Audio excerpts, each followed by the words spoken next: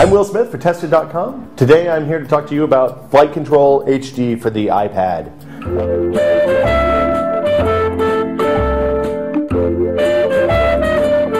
As you can see, Flight Control HD is very similar to the Flight Control that came out for the iPhone, I guess last year or the year before even. It's kind of a classic iPhone game.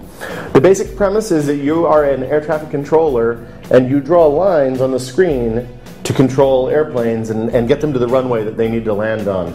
It seems like a very straightforward game. It very quickly gets absolutely crazy and out of control, and there's a lot to keep up with. Flight Control HD adds a couple of new things. One is split screen multiplayer.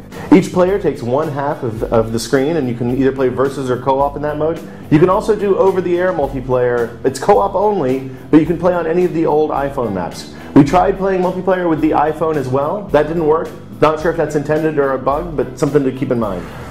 So the big addition to Flight Control HD is bigger, more complex maps. In flight control terms, that means more runways, it means more helicopter pads, it means more planes on the screen at once. You have to quickly learn to manage 15, 20, even 30 planes on the screen at one time. And even though the iPad's a lot bigger than the iPhone, that screen fills up really fast and you see this. You landed 0 aircraft.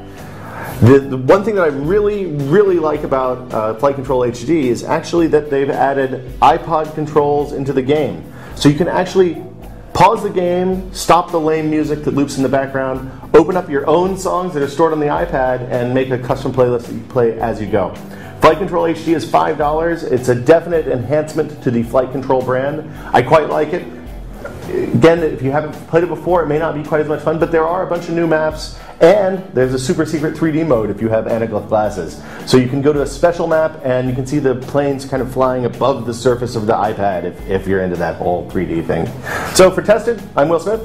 We'll be back soon.